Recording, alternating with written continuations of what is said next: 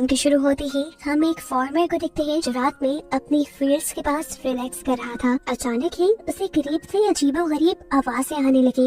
उसने नोटिस किया कि उसका डॉग भी उसके पास नहीं था। वो चेक करने के लिए आगे गया तो उसने देखा कि कोई अजीब सी चीज उसके डॉग को खा रही थी। वो डर गया क्योंकि इतना बड़ा जानवर उसने पहले कभी नहीं देखा था। जानवर को डराने के लिए वो जोर जोर से चिल्लाने लगा, लेकिन इससे जानवर भागने के बजाय जानवर को गुस्सा आ गया और उसने जोर से पाँव मारकर यहाँ खड़ी हुई सारी फेंस तोड़ दी। जो फेंस उस आदमी के पाँव पे लिपट गई और टांग में खुबने की वजह से उस आदमी को बहुत ज्यादा दर्द होने लगा। बहुत मुश्किल से वो अपने आप को इस फेंस से आजाद करता है और आहिस्ता आहिस्ता आगे बढ़ने की कोशिश करता है। इससे पहले कि वो यहाँ से बचकर निकल पाता, उसे अपने पीछे किसी की आहट हुई। डरते हुए उसने पीछे मुड़कर देखा तो वो खौफनाक सा जानवर अपने खून से सने हुए मुंह के साथ उसे देख रहा था। वो फार्मर डर गया और वो जानवर उसे खींचते हुए अंधेरे में ले गया और बाद में उसे मार डाला। अब सीन कट होकर हर चीज के हुर्राने की आवाजें भी सुनाई देने लगी। डरते हुए ये लड़की अपना थोड़ा सा गैप खोलती है तो एकदम से उसके हस्बैंड की कटी फटी लाश उसकी गोद में आके गिर जाती है। जिसे देखकर उसका दिल खराब हो गया और उसने उल्टी भी कर दी। उसे समझ नहीं आ रहा था कि उसके साथ हो क्या क्या है और खुद अब वो करे क्या। इससे पहले को यहाँ से भागने का कोई प्लान बना दी, वो क्रिएचर, वो बड़ा सा जानवर अपने खून से सने मुंह के साथ उसके ऊपर भी हमला करके उसे भी मार देता है। उसके चिल्लाने और जानवर के गुर्राने की आवाज दूर दो आदमी भी सुन रहे थे जो कि कैंपिंग करने के लिए जंगल में आए थे।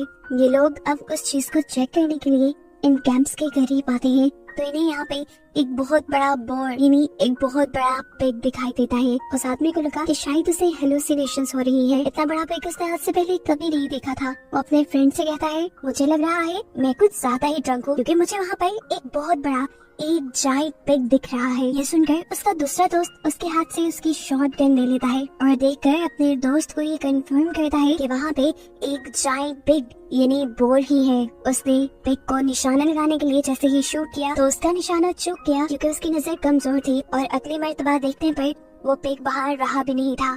पिग के जाने के बाद ये लोग भी उस टैंक तक जाते हैं जहाँ जाकर इन्होंने देखा कि कपल की कटी फटी लाशें पड़ी थी जिनकी हालत उस पिग ने की थी और ये दोनों अब मर चुके थे। यहाँ का बाकी सामान देखते हुए केन को लगता है कि यहाँ पर 4 लोग होंगे और जरूर बाकी 2 कहीं भाग गए होंगे। वो अपने दोस्त ब्लू से कहता है, तुम जाओ जाकर शहर से मदद मांग के लाओ, मैं यहाँ पर रहकर बाकी सर्वाइवर्स को ढूंढता हूँ। टाउन की तरफ वापस जाते हुए ब्लू को अपनी एयर गेट से अब अजीबोगरीब आवाजें आने लगी थी। जैसे ही उसने डरकर पीछे देखा तो अब उसे वो बड़ा सा पिग अपनी लालची खूंखार नजरों से घूर रहा था। ये आदमी जान गया था कि अब वो नहीं बचेगा, इसीलिए वो टेंशन में भागने की बजाय वहीं पे रुक जाता है और वो पिग एकदम से उसके ऊपर हमला करके उसे मार डालता है। अब यही से कि ये जर्नी यानी उसी पिग ने उसकी वाइफ के ऊपर हमला कर दिया था। अब पिग उस लड़की के ऊपर हमला करने के बाद अपने बड़े से दांत उस लड़की की बैक में स्टैब करते हुए उसे हवा में उठा लेता है और ये सीन इतना ज्यादा क्रीपी था कि देखने वाला उसका हस्बैंड भी डर गया।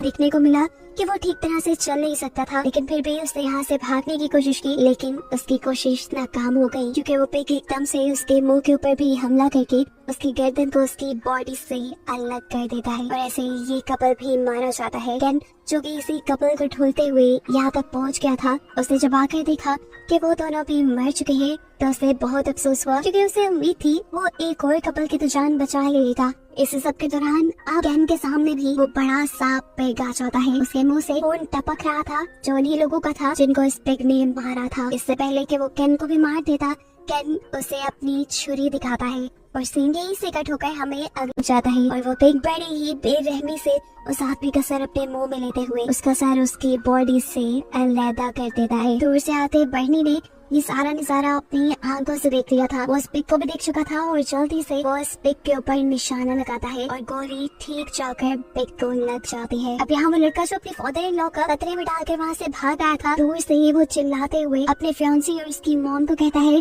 भागो यहाँ से भागो, यहाँ खतरा है।